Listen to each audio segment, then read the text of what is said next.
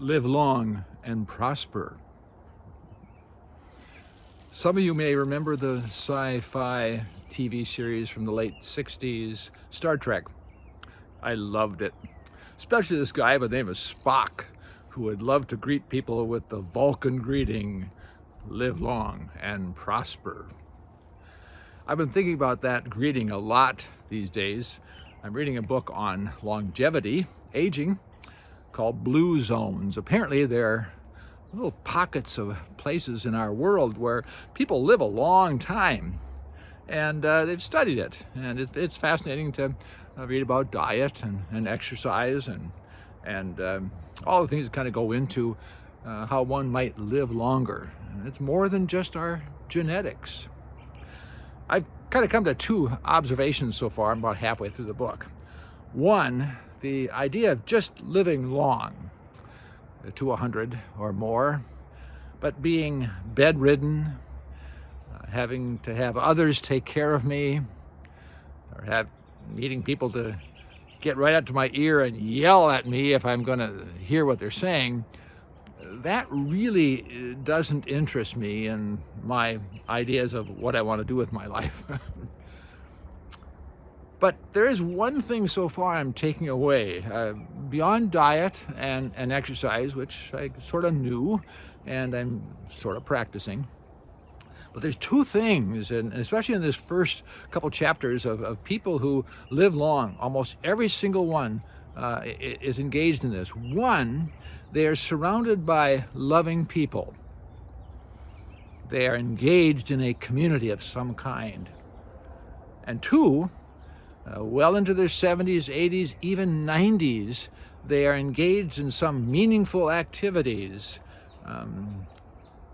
There's a reason for them to get up in the morning. They're needed, and they work hard. Those two things interest me.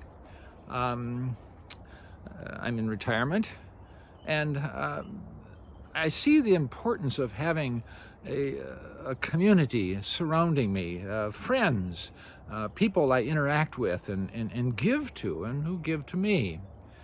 And then also to have something meaningful to do.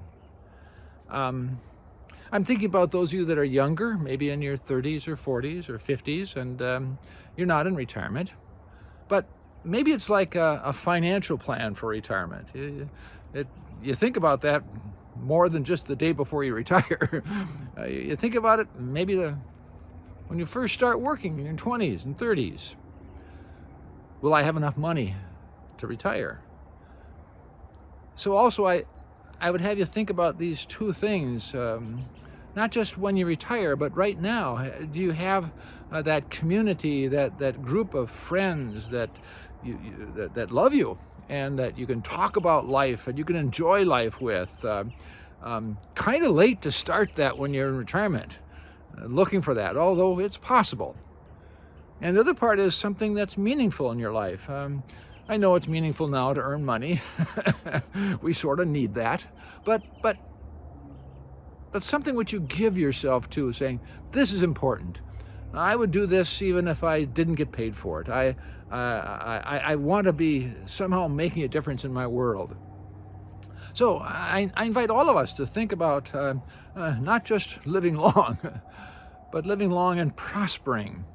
And think about some of the things in terms of what makes for a life well lived. Certainly exercise, diet, certainly having some creature comforts, but especially these two things. One is surrounding yourself with that group of people who love you and you can love them, and doing something that makes a difference in our world.